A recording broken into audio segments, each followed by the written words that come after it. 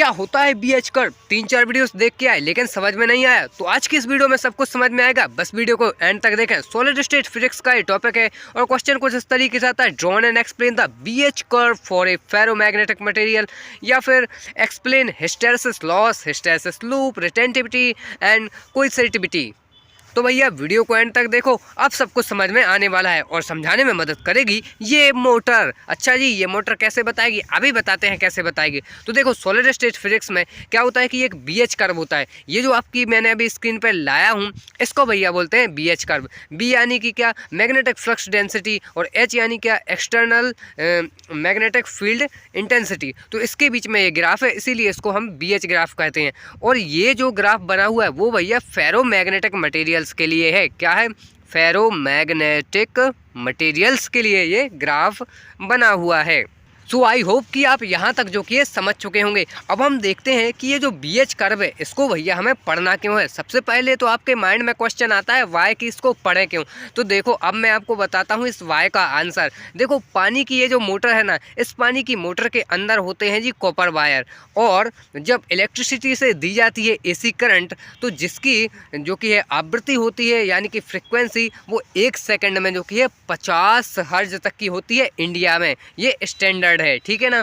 तो इसकी वजह से क्या होती है कि मोटर भैया गर्म होती है, उसमें हीट जो कि है बाहर निकलती है, यानी कि अल्टीमेटली एनर्जी का लॉस होता है। मोटर गर्म होती है और मोटर जो कि है ख़राब हो सकती है, उसकी एफिशिएंसी पर प्रभाव पड़ सकता है। तो अब आप बोलोगे इसका बीएच कर्व के साथ में क्या लेना देना है, वो मैं आपको आगे बताऊंगा कि इसका बीएच कर्व के साथ में क्या लेना देना है। तो इतनी चीज़ों को समझने के बाद में अब हम स्टेप बाय स्टेप जो कि है इस कर्व को भी केयरफुली देखते हैं और इसे भी समझते हैं। देखो, राइट साइड में हमारे पास में प्लस एच है, यानी कि जो मैग्नेटिक फील्ड इंटेंसिटी है वो प्लस में है, और इस तरफ माइनस में। इसी तरीके से जो मैग्नेटिक फील्ड है वो भी प्लस और माइनस में ऊपर नीचे दी गई है। अब देखिए हमें क्या करना है। अब हमारे पास में ये जो ग्राफ बना हुआ है वो फेरोमैग्नेटिक मटेरियल्स का है। तो देखो, यहाँ पर सेंटर में हमारे पास में ओ पॉइंट है, जहाँ पे मैग्नेटिक फील्ड इंटेंसिटी एच और मैग्नेटिक फील्ड या फिर फ्लक्स डेंसिटी जो कि है वो दोनों की दोनों जीरो है। अब देखो क्या करेंगे कि हम एक्सटर्नल जो हमारे पास में मैग्नेटिक फील्ड एच है, हम उसको इंक्रीज जैसे ही करेंगे तो वो ओ पॉइंट से जो कि है बढ़ना चालू होगी। यानी कि एग्जांपल के लिए देखिए, हमारे पास में कोई स्टील की रॉड है, आप उसको पकड़िए और किसी मैग्नेट के साथ में आप उसको रब कर दीजिए, उसको रगड़ दीजिए, तो वो मैग्नेटाइज होना चालू हो जाएगी, यानी कि वो भी एक मैग्नेट ही बन जाएगी। तो एक बिंदु वह आएगा जहां पर जाकर वो जो स्टील या आयरन की रॉड है वो पूरी तरीके से जो कि है मैग्नेटाइज हो जाएगी, उसके बाद और ज़्यादा नहीं हो सकती। तो वो पॉइंट कहलाता है सैचुरेशन पॉइंट। तो हमारे केस में जो फेरोमैग्नेटिक मटेरियल्स का ये पूरा का पूरा कर्व है ना, उसमें ये जो कि है वो सैचुरेशन पॉइंट है, यानी कि फेरोमैग्नेटिक जो हमारे पास में मटेरियल है वो इससे ज़्यादा अब मैग्नेटाइज नहीं हो सकता। इसके बाद में तो अब वो डीमैग्नेटाइज होगा, यानी कि अब यहाँ पर ए पॉइंट पर एच की वैल्यू जो कि है वो ज़ीरो हो जाएगी। और इसको अगर हम ज़ीरो कर देंगे तो क्या होगा, यानी हमने एक्सटर्नल मैग्नेटिक फील्ड हटा दी, तो अब क्या होगा, मतलब डीमैग्नेटाइज होगा ना भैया जो हमारा मटेरियल है। तो इसके बाद में मैग्नेटाइजेशन ग्रेजुअली जो कि है वो डिक्रीज होगी। और बी पॉइंट हमें क्या बता रहा है कि यहाँ पे जो कि है एच तो जीरो है, क्योंकि एच को तो हम पहले ही हटा चुके हैं, यानी एक्सटर्नल मैग्नेटिक फील्ड को हटा चुके हैं। इसके बावजूद ये जो बची हुई जो लाइन है ऊपर तक की, ये क्या है, ये है बी, यानी कि मैग्नेटिक फील्ड, यानी कि मैग्नेटाइजेशन बचा हुआ है। किसमें? जो फेरोमैग्नेटिक मटेरियल है उसमें बचा हुआ है ना भैया। और इसी तरीके से अगर हम यहाँ पे और सी पॉइंट पे देखें तो यहाँ पे क्या होगा, जब हमने एच हटाया हुआ है तो और ज़्यादा डिक्रीमेंट होगा, और यहाँ पे सी पॉइंट पे बी ज़ीरो हो जाएगा। एच तो जो कि है वो नेगेटिव में चला गया है ना, एच जो कि है नेगेटिव में चला गया, और बी यहाँ पे कम्प्लीटली जो कि है जीरो हो चुका है, यानी मैग्नेटाइजेशन पूरी तरीके से हट चुका है। अब यदि हम और इसी प्रोसेस में अगर हम और आगे बढ़ें तो देख पाएंगे कि यहाँ पे देखो बी तो ज़ीरो है, एच नेगेटिव में चला गया है, ये भी हमें साफ साफ दिख रहा है। लेकिन अब देखो यहाँ पे थोड़ा सा आपको समझना कठिन पड़ रहा होगा। तो हम यहाँ पे हमें दिख तो रहा है कि एच जीरो नहीं है। अब लेकिन ये सब कहानी चल क्या रही है, देखो यहाँ पे ये मैंने बनाया कोई भी एक फेरोमैग्नेटिक मटेरियल। तो किसी भी मटेरियल के अंदर क्या होते हैं, मैग्नेटिक डाइपोल्स होते हैं, ये आप जानते हैं। और वो मैग्नेटिक जो डाइपोल्स हैं वो किस तरीके के होंगे, वो कुछ इस तरीके के होंगे जैसे कि मैं इसके अंदर बना रहा हूँ। तो ये क्या है, ये डाइपोल्स का रैंडम अरेंजमेंट है जो कि किसी भी मटेरियल के अंदर होता है। ये तो जनरल से एक बात है जो कि आप पहले से ही जानते हो। तो ये जो डाइपोल्स हैं वो रेंडमली जो कि ये क्या है, अरेंज्ड है। और ये कौन सी कंडीशन है, जब बी भी जो कि ये 0 है और एच भी यहाँ पे 0 है, तो जो डाइपोल्स का अरेंजमेंट होगा वो रैंडम होगा ना, तो यहाँ पे लिखेंगे रैंडम अलाइनमेंट है ये। अब इसके बाद में क्या होगा कि जैसे ही हम एच को इंक्रीज़ कर रहे हैं, यानी एक्सटर्नल जो कि मैग्नेटिक फील्ड इंटेंसिटी हम दे रहे हैं इस मटेरियल में, तो क्या होगा कि ये जो डाइपोल्स हैं वो धीरे धीरे अलाइंड होना चालू होंगे मैग्नेटिक फील्ड की डायरेक्शन में। तो यहाँ पे मैंने 3-4 मैं यहाँ पे आपको दिखा देता हूँ कि ये डाइपोल्स जो कि है एच देने पर जो कि है क्या होने लगे, ये इनका अलाइनमेंट होने लगा ना मैग्नेटिक फील्ड इंटेंसिटी के हिसाब से। और इसके बाद में एक कंडीशन ऐसी आ जाएगी जब ये डाइपोल्स जो कि हैं इस फेरोमैग्नेटिक मटेरियल्स के अंदर पूरी तरीके से अलाइन हो जाएंगे, यानी कि वो पॉइंट कौन सा होगा जी, सैचुरेशन पॉइंट है। तो ये जो कि है वो सैचुरेशन पॉइंट है और वही हमें बता रहा है कि पूरे डाइपोल्स जो कि हैं वो क्या हो चुके हैं, अलाइन हो चुके हैं, ठीक है ना। और इसके बाद में हमने एक्सटर्नल मैग्नेटिक फील्ड एच को हटा दिया, तो फिर क्या हो जाएगा, जो डाइपोल्स हैं जो अभी पूरी तरीके से अलाइन थे अब वो क्या हो जाएंगे, अब उनका जो कि है फिर से रैंडम अलाइनमेंट चालू हो जाएगा। तो नेक्स्ट स्टेप में मैं आपको दिखाता हूँ कि क्या होगा। जैसे ही हमने एच हटाया है तो अब हम कहाँ जाएंगे, ए से बी की तरफ जा रहा है। ए से बी पॉइंट पर आप ग्राफ में देखना तो क्या हो रहा है कि जो मैग्नेटाइजेशन है वो घट रहा है, यानी कि क्या है कि जो डाइपोल्स हैं वो फिर से रैंडमली अरेंज होने की कोशिश कर रहे हैं।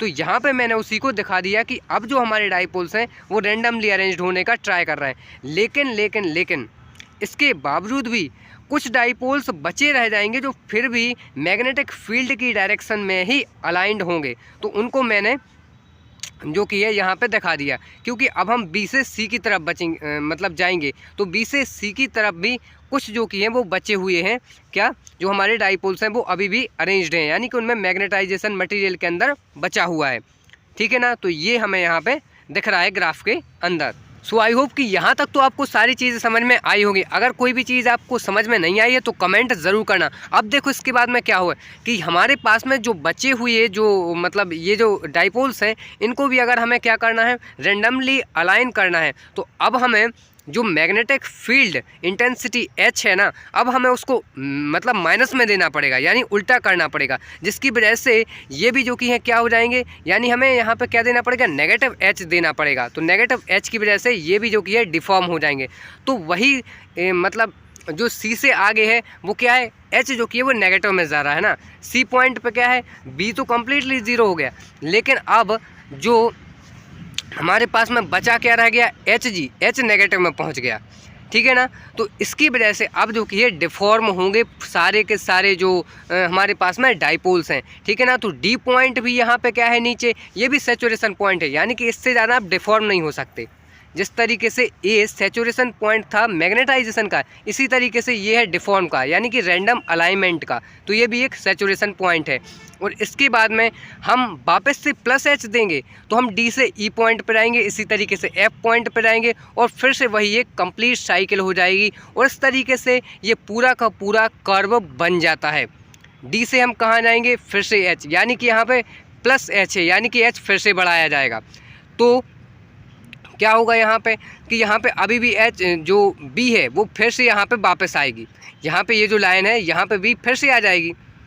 किसी भी जो फेरोमैग्नेटिक मटेरियल्स उसमें बी जो कि है मैग्नेटाइजेशन फिर से बढ़ने लगेगा। एच तो यहाँ पे ज़ीरो है लेकिन बी यहाँ पे ज़ीरो नहीं होगा। और ई पॉइंट से फिर से हम कहाँ जाएंगे, एफ़ की तरफ, यानी अभी भी एच जो कि हम देते जा रहे हैं। तो यहाँ पे आके क्या हो जाएगा कि एच जो कि है वो पॉजिटिव हो जाएगा। तो इस तरीके से आपने देखा कि ये पूरी की पूरी साइकिल कंप्लीट हो जाती है। और इस तरीके से ये जो पूरा का पूरा कर्व बना है इसको हम BH कर्व कहते हैं और इसी को हम कहते हैं हिस्टेरेसिस लूप। क्या कहते हैं, हिस्टेरेसिस लूप। और उसके बीच में जो ये एरिया है पूरा का पूरा वही कहलाता है जी क्या, area of hysteresis loop is equal to the energy loss in one cycle. One cycle में जितना एनर्जी लॉस होगा वो इस हिस्टेरेसिस लूप के एरिया के इक्वल होगा, किसके, टोटल एरिया के इक्वल होगा, ठीक है ना। तो ये इसका कनेक्शन है, ठीक है ना, एनर्जी लॉस के साथ में इसका कनेक्शन है। और क्या हुआ कि जितना बड़ा हिस्टेरेसिस लूप का एरिया होगा एनर्जी लॉस भी उतना ही ज़्यादा होगा, और जितना कम एरिया उतना कम एनर्जी का लॉस। ये आपको इससे कंक्लूजन मिलता है इस ग्राफ की मदद से। तो अगर हमें इससे क्या करेंगे, इससे मदद मिलती है हमें मटेरियल के चयन करने में। यानी कि जैसे मैंने आपको वीडियो की शुरुआत में एक मोटर दिखाई थी, तो क्या था कि उसमें जो कि है अगर हमें उसकी अगर हम मैग्नेटिक फील्ड इंटेंसिटी और एच वगैरह को देखें मटेरियल की, तो उसमें हमें अगर ग्राफ का एरिया छोटा सा मिलता है तो एनर्जी का लॉस भी छोटा होगा। क्या होगा, एनर्जी का लॉस छोटा होगा। छोटे एरिया के लिए एनर्जी का लॉस छोटा और बड़े एरिया के लिए लॉस बड़ा। तो इससे हम अल्टीमेटली क्या कर रहे हैं, हम मटेरियल के चयन में सहायता प्राप्त कर पा रहे हैं। तो भैया अब हम यहाँ से एक एक्स्ट्रा पॉइंट लिखेंगे, और हमारे पास में जो एक्स्ट्रा पॉइंट है वो भैया क्या है कि जो मोटर है उस मोटर में क्या होता है, उस मोटर में जब एसी करंट दी जाती है जिसकी फ्रीक्वेंसी 50 हर्ट्ज है, वो भैया क्या है, वो हीटिंग के इफ़ेक्ट को दिखाती है। यानी कि हम मोटर में कौन सा मटेरियल हमें इस्तेमाल करना चाहिए वो हम इस BH ग्राफ की मदद से फाइंड कर सकते हैं। जिस मटेरियल के लिए BH ग्राफ का एरिया बड़ा होगा हमें उसको सिलेक्ट नहीं करना, वरना आपकी मोटर भैया ख़राब होने में देर नहीं लगेगी। तो फिर आप इससे क्या समझे कि BH कर्व ने हमें, या फिर BH ग्राफ ने, या फिर मैं बोलूँ हिस्टैरिसीस लूप ने आपको क्या बता दिया, आपको बता दिया कि भैया अगर आप एक कंपनी खोल रहे हो मोटर बनाने की, तो ऐसे मटेरियल का इस्तेमाल करना जिसका जो BH ग्राफ है उसका एरिया कम से कम हो, ताकि मोटर की एफिशिएंसी ज़्यादा रहे। तो अब आप क्या देखते हैं, अब हम देख लेते हैं एक और एक्स्ट्रा चीज़ हमारे पास में क्या है भैया कि अभी हमने क्या देखा था कि energy loss in one cycle जो कि है वो हिस्टैरिसीस लूप के एरिया के इक्वल होती है। ठीक है ना, इसको हम देख चुके हैं। तो इसके बाद में अब हमारे पास में जो नई चीज़ है वो क्या है कि हमें यहाँ पे देखिए जो BH ग्राफ है वो हमें क्या कंक्लूड करके दे रहा था, वो हमें कंक्लूड करके दे रहा था कि भैया अच्छे से अच्छा मटेरियल यूज करो ताकि आपकी मोटर बढ़िया चले। तो ये आप समझ चुके होंगे। एग्जाम्पल के लिए देखिए BH कर्व से इसका डायरेक्ट रिलेशन, वैसे तो मैंने आपको बोल के दिखा दिया, अब मैं आपको लिख के दिखा देता हूँ। देखो BH कर्व का लूप एरिया बराबर मोटर में एक साइकिल में एनर्जी लॉस, एक साइकिल में एनर्जी लॉस यानी क्या। अब देखो एसी करंट मोटर के अंदर आ रहा है या नहीं आ रहा है, ये बात तो यहाँ से कंफर्म है ना। एसी करंट आ रहा है और एसी करंट की जो फ्रिक्वेंसी है वो कितनी है, 50 हर्ट्ज। तो यहाँ से हम क्या कंक्लूड करेंगे कि एसी हर्ट्ज में अगर 50 हर्ट्ज है ना, तो 50 को मल्टीप्लाई अगर हम कर दें लूप एरिया से तो हमें क्या मिल जाएगी, टोटल हीट पर सेकंड, यानी भैया एनर्जी लॉस। क्या बात है, समझ में आ रही है। और जो हमारे पास में क्या है, जो हीट पर सेकंड या फिर एनर्जी लॉस है उसी को क्या बोलते हैं, उसी को बोलते हैं हिस्टैरिसीस पावर लॉस। क्या बोलते हैं जी, हिस्टैरिसीस पावर लॉस। देखो एक बार वीडियो को फिर से रिपीट करके देख लेना, अगर अभी तक समझ में नहीं आ रहा, सब कुछ समझ में आ जाएगा, एक एक चीज़ों को कनेक्ट करके चलना। इसके बाद में अब देखो ऑफिशियली नहीं, स्टैंडर्ड तरीके से भैया किस तरीके से डेफिनेशन इसकी लिखनी है वो मैंने यहाँ पे लिख के रखी हुई है। ठीक है ना। तो ये सबसे पहले हिस्टैरिसीस लूप की है कि इसमें जो कि है मैग्नेटाइजेशन है वो +S से -S तक देते हैं, जो कि मैंने आपको ग्राफ में पहले ही दिखाया। यहाँ पे हमने क्या किया हो था कि जो मैग्नेटाइजेशन है फेरोमैग्नेटिक मटेरियल को +H से जो कि है बढ़ाई हुई थी। ठीक है ना, तो उसी तरीके से लिखा हुआ है, तो इसको आप यहाँ से नोट कर सकते हैं। और ये भी लिखा हुआ है कि इसका मतलब क्या है। ठीक है ना, तो आई होप कि आप यहाँ तक जो कि है नोट कर चुके होंगे। देखो पेन एंड पेपर साथ में लेके बैठा करो ताकि भैया मेरे साथ में आप नोट कर सको। दूसरी चीज़ जो इंपॉर्टेंट टॉपिक है इसका वो था भैया रिटेंटिविटी। तो बेसिकली रिटेंटिविटी क्या है कि retentivity is the value of magnetic flux density B retained by a ferromagnetic material when the magnetization H reduced to 0। H जब 0 करा जाता है उसके बावजूद भी B 0 नहीं होता, यानी कि मैग्नेटाइजेशन की जो प्रॉपर्टी है ना मटेरियल की वो उसमें जो बचा रह जाता है, यानी कि सैचुरेशन पॉइंट पे।